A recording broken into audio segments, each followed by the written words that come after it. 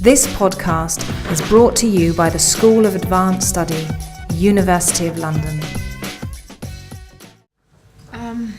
I want to apologise in advance for my very limited and off-the-cuff comments, but I did not have a chance to see the papers in advance and to reflect on them, and they have been quite dense and substantial papers.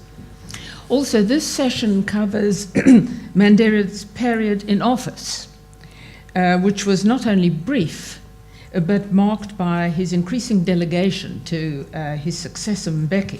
So all of us have a much more limited basis for assessing his performance as president. Now, Desney has very ably set out an extremely nuanced version of the left critique of the economic policy of Mandela and his successors. And what I can most usefully do, I think, is not attempt to come to grips with the fairly technical account she gave of the financialization which has taken place, but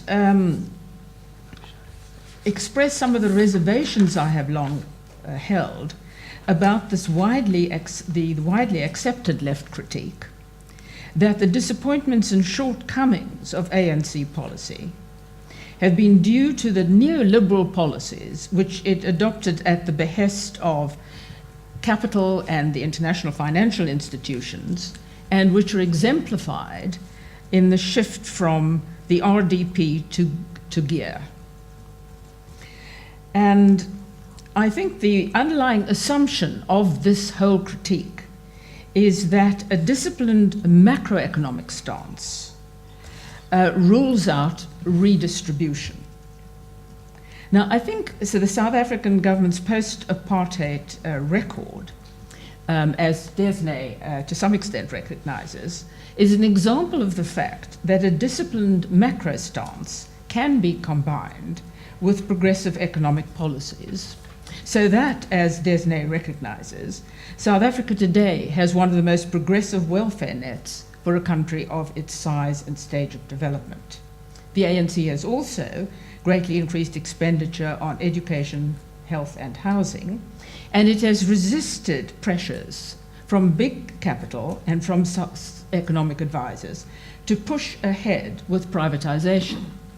And for better or worse, it has adhered to this commitment despite the growing financial and management problems of the state-owned enterprises. I shall leave aside here the complex issue of trade liberalisation, on which there are conflicting assessments of the extent to which South Africa has actually implemented this aspect of neoliberalism. There has also been significant redistribution of assets. This is obscured by the fact that this has not been primarily along class lines, i.e. to the poor, but along racial lines to the new black elite. But this does not negate the fact that this is a highly interventionist policy, which is completely at odds with neoliberalism, a term that needs clarification and definition, including a distinction between the social democrats or liberals, the social democratic wing of the liberals, and the anti-statist libertarians, who have been lumped together in a manner that is not unconnected with the bitter Marxist liberal disputes to which we heard some reference in the earlier sessions. Now, the undoubted failure of the ANC to redistribute assets to the poor, with the exception to some extent of housing, is not, as is often alleged, due to the pressures of the IFIs, who ironically have actually urged this, most notably in the case of the World Bank's 1993 report on agricultural reform, which urged the redistribution to African farmers of 30% of white-held land.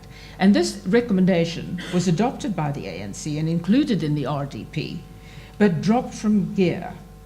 And the reasons for this, I suggest, are not only resistance from white agriculture, but also the dismissal of the small to medium-scale farming recommended in the World Bank report, both by the left and by the ANC modernizers such as Mbeki, who favored large-scale, capital-intensive mechanized production in agriculture and in all other areas to create the high-tech, high-wage economy that they wanted as the model for South Africa, and that was prevalent in the developed Western and Asian countries.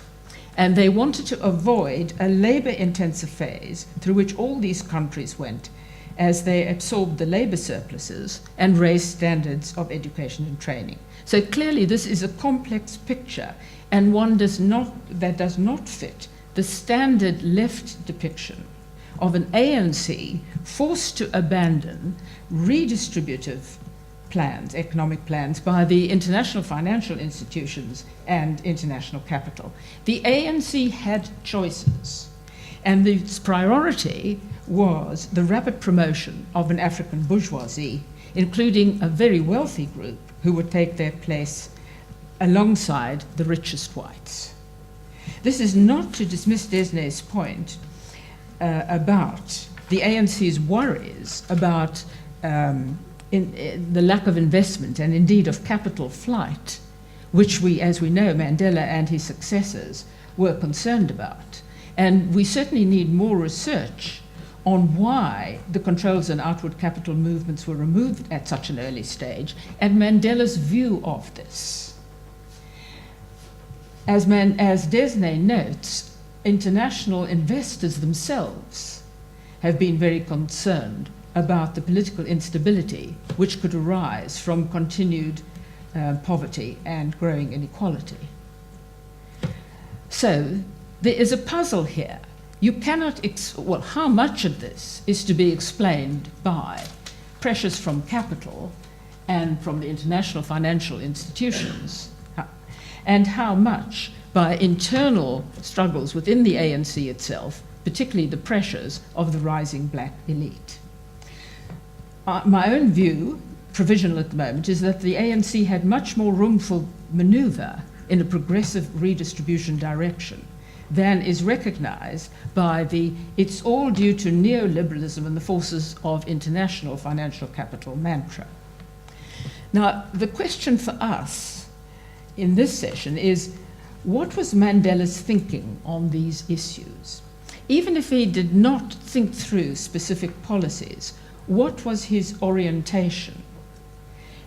We know from his own writing and from biographies such as that by Tom Lodge and others that he shared the desire for the promotion of an African middle class. But would he have shared the desire to do so rapidly and aggressively, and to the extent of ending up with demographic representation? And would he have given this priority over more broadly based development? I have not read or learnt anything in what I have read about him that might shed light on this. What might be relevant in this connection is his attitude towards what is now an emerging trend within the ANC, pushed by Zuma, of absorbing into this class the traditional authorities and chiefs, something which would have serious implications for a progressive land redistribution. And here I am reminded of the possibility of this, of what he might think about this, by the emphasis placed by Tom Lodge and others on Mandela's aristocratic connections and his perhaps indulgent attitude towards the traditional authorities. How important was that in influencing these economic strategies, which would, for example, today be very relevant to that sort of question? Did he share the hostility of both the left and the Africanist towards the strategy of many liberal social democrats, some of whom served on that World Bank agricultural mission that I refer to, of promoting an initial phase of labor-intensive growth in order to mop up the labor surplus and raise educational standards before embarking on high-tech, high-wage strategy favored by both the left and the Africanists? a strategy which would inevitably fail to confront the fundamental problem of large-scale unemployment. Knowing more about the attitudes of Mandela and other principled sections of the ANC towards these problems, and whether indeed they focused on them and thought about this overall strategy, that would be very helpful in understanding the early evolution of the economic policies of the ANC. I shall be more brief, we're running out of time, in commenting on the other speakers. Now, Paul Holden, on the arms deal, has rightly focused on the political and constitutional consequences of this deal, which has become so central and poisonous in South African politics. I still remain puzzled by the response of Mandela, not just his possible, what he knew about this deal, and here there are puzzling vacuums with, for example, Paul and Henny and others documenting the fact that various warning signs and complaints were sent to Mandela. For example, General Stein's memo to him about the high cost and unsuitability of some of the armaments that were mentioned. Also, as early as 1993, when Mandela met with the ANC veterans, their suspicions and accusations against the corrupt behavior of Mandela. So this question of how much he actually knew, we need more light on. And also we need more light on what he thought about the obviously growing political and constitutional implications of the cover-ups. How, for example, did he react to the disbandment of the Heath unit? Now, it is true that quite a lot of this happened after 1999, when he'd formally handed over power. But this did not stop him from commenting, for example, on the HIV/AIDS issue. Insofar as he failed to assert himself on this issue, was this due to personal loyalties to for example, Mandela and others, or to fears that this would tarnish the image of the ANC, or was he inhibited by the fact that an important dimension of all this was fundraising for the ANC, a process in which he himself was involved? And this raises the basic question, the basic challenge for all those with influence and power of upholding their principles in a situation in which this conflicts with personal and political loyalties. Compromises involved in this are regarded by many as an inevitable part of political life, and they raise for all political systems, including the Western democracies, in which, as we know from the increasing revelations of corruption, there is very widespread corruption in the arms and other trades. Of course, the fact that this is being increasingly exposed in the democracies, including South Africa, is a redeeming feature of the democratic system, and one which depends on the independence and courage of the judiciary, of the media, and of researchers such as Paul, Henny van Vuren, and Feinstein. And it certainly provides a test of the difference that individual leaders can make, and of the question of leadership. And that question is very relevant to the two papers on foreign policy. This is an area, in which leaders often have much more freedom of action, and an area in which Mandela and his successors were very active, particularly for medium-sized countries such as South Africa. I shall just raise a point for each of Fumi and Knox. Fumi's paper emphasizes the difference between the global reaction and the African view of Mandela. And one of the examples she gives was the reaction, the adverse reaction in Nigeria to the Sarawiwa case. At a recent Oxford conference, I asked the speaker from Nigeria whether he shared the negative view of Mandela's intervention. And to everyone's surprise, he responded with a definite no, saying that many Nigerians shared his view in warmly welcoming this intervention. And if this is the case, and Fumi casts some doubt in it, then it raises the question whether Mandela's stance and strategy would, in the long run, have been better and more welcomed, both for Africa and for South Africa's image and role in Africa. Despite the dislike of the elites, would this have had more resonance with the growing group of progressives? Or is there not such a growing group? And a similar question I would pose to Knox in relation to Zimbabwe. It is often argued that Thabo Mbeki had no alternative, that he couldn't have followed the tougher line, which it seemed that Mandela was likely to take with Mugabe. As the response to the recent Campepe report shows, and Tsangrai and others have suggested, this stance of Mandela's might have been more helpful to progressive force, to the opposition in Zimbabwe, and also to progressive forces there.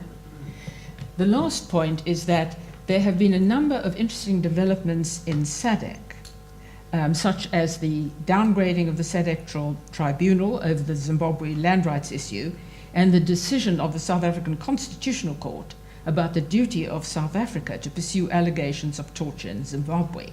And all these issues are relevant, again, to the upholding of international agreements and the rule of law, something on which Mandela had a strong view. And again, this is speculation, but such speculation can help us to think about the difference that can be made, not only by Mandela, but by leadership in general. Thank you.